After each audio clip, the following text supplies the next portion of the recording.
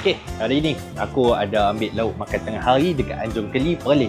Hari ni aku ambil tilapia bakar. Dia orang kata memang syok tilapia ni. Dan bergedil satu pucuk selom. Hari ni aku memang ada mood untuk makan selom hari ni.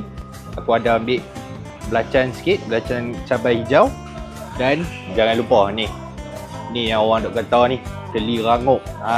Keli goreng.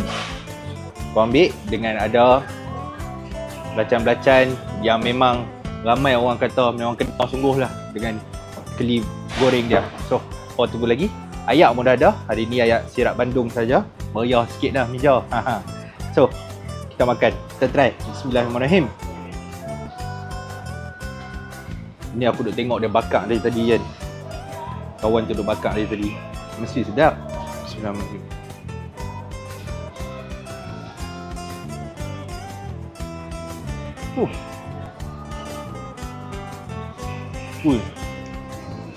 Belacan cabai hijau tu.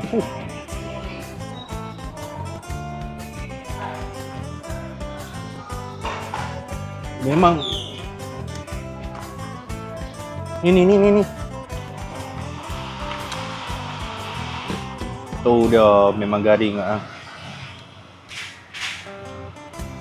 Memang garing elok.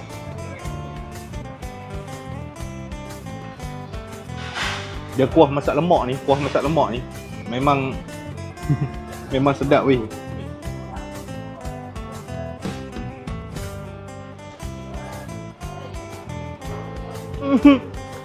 Sedap kan? Apa tunggu lagi weh? Mai Anjung Keli. Kalau hampa nak lauk sedap kita makan tengah hari, ikan memasak bakar sedap, goreng sedap. Mai Anjung Keli Perlis. Nah, makan dulu. Lagi mai lagi.